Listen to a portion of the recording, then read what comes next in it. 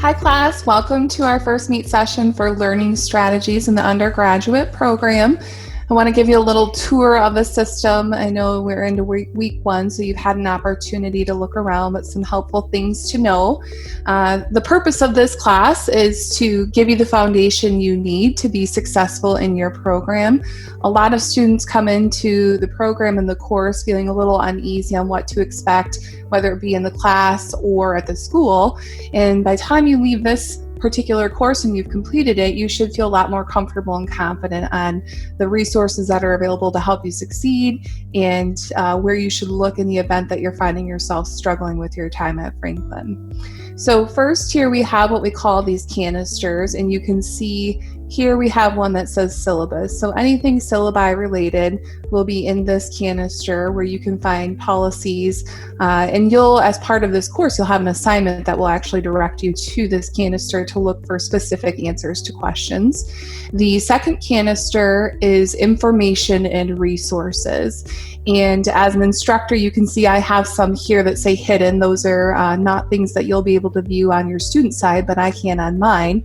And then there's a variety of different icons here to help you with your information and resources, which we'll come back to. And when we scroll down here a little bit, we can see Franklin Technologies and your goals. So week 1 and 2 are geared around this particular competency. And within the week, you can see there are specific icons to guide you through the work that you need to do. So anything that has a date on it will indicate there's a specific date that that particular item needs to be completed by.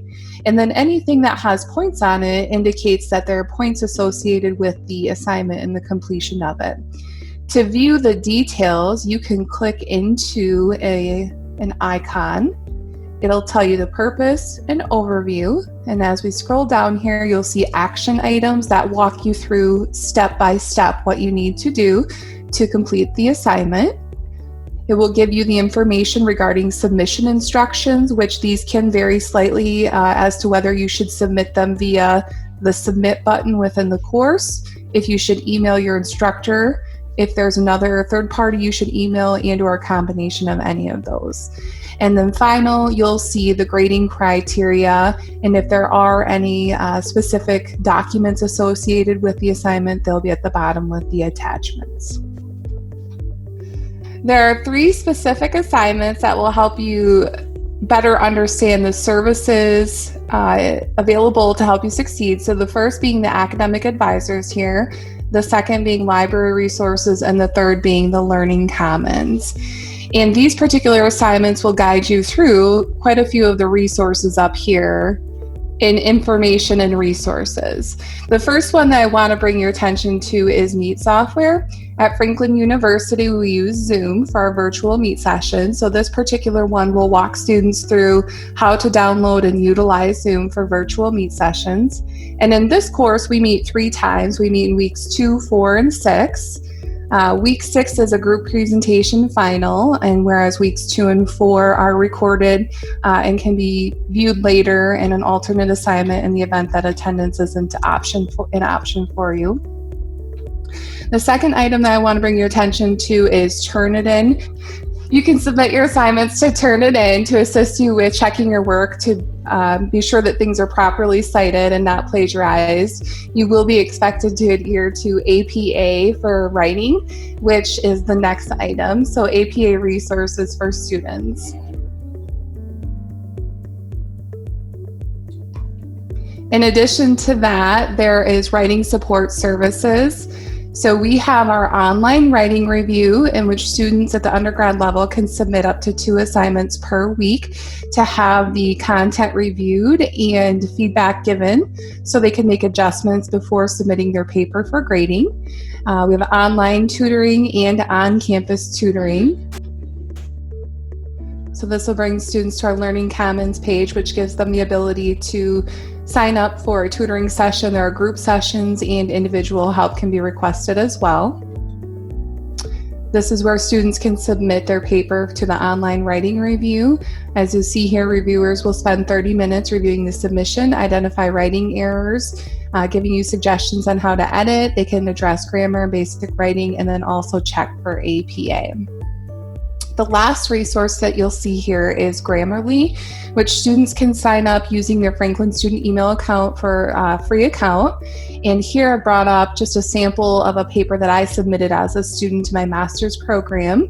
And you can see on the side here that it will look for items that potentially are writing errors and give you a suggestion and then also explain it to you. So just a variety of things to help you succeed in the program. You'll also notice here in information and resources, there are icons for teams. In this particular course, there's a group project, and we have divided out into 6 different teams. We have given students the flexibility to set their team up in a way or structure their team and communication in a way that works well for them. So this particular chat box for each of these teams is just another means in which each team can communicate. Some folks prefer to have phone calls, do virtual meet sessions, communicate via email, and it's really an opportunity for students to work together, go through the group development process, work through communication, modes of communication. And the final week of the course is when students do their group presentations. Some students have narrated theirs if they're not available for the final presentation, whereas most students do it live. We do give students access to all of their courses 10 days before they start, every course, every time. When you log into your student portal, the default is current courses, which right now as an instructor, I don't have any currently. You can see completed courses. When I click on that, I can go back into the course. Or if you want to see what's upcoming, it'll show you, you can see that the view course button is grayed out. It's not available for me to view yet because it's not 10 days before the class starts. So it's really nice that when you log in, whether it be this course or other courses you're taking at Franklin, 10 days before the course starts, you can see everything up front that you'll be doing for the entire duration of the course.